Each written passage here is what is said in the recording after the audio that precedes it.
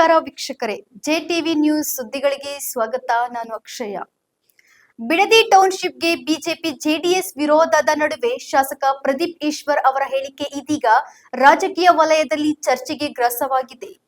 ಬಿಡದಿ ವಿಚಾರ ನಾಳೆಯಿಂದ ವಿಧಾನಸಭೆಯಲ್ಲಿ ಚರ್ಚೆಗೆ ಬರಲಿದೆ ಎಂದು ಹೇಳಿದ ಪ್ರದೀಪ್ ಈಶ್ವರ್, ಇಡೀ ವಿಚಾರವನ್ನೇ ಬಿಡದಿ ನಾಟಕ ಎಂದು ವ್ಯಂಗ್ಯ ಮಾಡಿದ್ದಾರೆ. ನಾಳೆಯಿಂದ ಬಿಡದಿ ನಾಟಕ ಪ್ರಾರಂಭವಾಗುತ್ತೆ.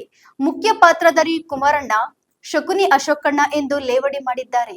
ಎಚ್.ಡಿ. ಕುಮಾರಸ್ವಾಮಿ ನಾಟಕ ಮಂಡಳಿಯಿಂದ ಬಿಡದಿಯ 35 ಎಕರೆಯಲ್ಲಿ ನಾಟಕ ಪ್ರದರ್ಶನ. ನಾಟಕದ ಮುಖ್ಯ ಪಾತ್ರಧಾರಿ ಎಚ್.ಡಿ. ಕುಮಾರಸ್ವಾಮಿ, ನಾಟಕದಲ್ಲಿ ಶಕುನಿ ಪಾತ್ರಿ ಆರ್ ಅಶೋಕಣ್ಣ. ದುಶ್ಯಾಸನ, ಹೆಣ್ಣಿನ ಬಗ್ಗೆ ಅಪಾರವಾದ ಗೌರವ ಇಟ್ಕೊಂಡಿರ್ತಕ್ಕಂತಹ ದುಶ್ಯಾಸನ ಪಾತ್ರವನ್ನ MLC ರವಿಕುಮಾರ್ ಅಥವಾ ಚಲವಾದಿ ನಾರಾಯಣ ಸ್ವಾಮಿ ಅವರು ನಿರ್ವಹಿಸಲಿದ್ದಾರೆ. ಸಮಯ ನನ್ನ ವಾಚು 75 ಲಕ್ಷದ್ದು, ಕುಮಾರಣ್ಣಂದು ಸಿಂಪಲ್ ವಾಚು.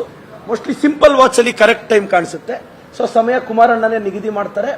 ರಾಜ್ಯದ ಜನತೆ ಬಿಡದಿಯ ಎಚ್.ಡಿ. ಕುಮಾರಸ್ವಾಮಿ ನಾಟಕ ಮಂಡಳಿಯ ನಾಟಕ ಪ್ರದರ್ಶನ ಮತ್ತು ರೋಚಕವಾಗಿ ನಾಟಕವನ್ನು ನಿರ್ವಹಿಸುವ ಶಕುನಿ ಪಾತ್ರದ ವೀಕ್ಷಣೆಗೆ ಆರ್ ಅಶೋಕ್ ಅವರು ಅದ್ಭುತವಾಗಿ ಪರ್ಫಾರ್ಮ್ ಮಾಡ್ತಾರೆ. ಮತ್ತೆ ದುಶ್ಯಾಸನನ್ನ ಮೀರಿಸುವ ದುಶ್ಯಾಸನದ ಪಾತ್ರಕ್ಕಾಗಿ ಚಲವಾದಿ ನಾರಾಯಣ ಸೋಮಣ್ಣ, MLC ರವಿಕುಮಾರ್ ಅವರು ರಿಹರ್ಸಲ್ ಇದ್ದಾರೆ. ದಯವಿಟ್ಟು ಈ ನಾಟಕ ಪ್ರದರ್ಶನಕ್ಕೆ ಬನ್ನಿ ಅಂತ ರಾಜ್ಯದ ಜನತೆಯನ್ನ ಆಹ್ವಾನಿಸ್ತೀನಿ. ಸ್ಥಳ ನಿಖಿಲ್ ಕುಮಾರಸ್ವಾಮಿ ಅವರ 35 ಎಕರೆ.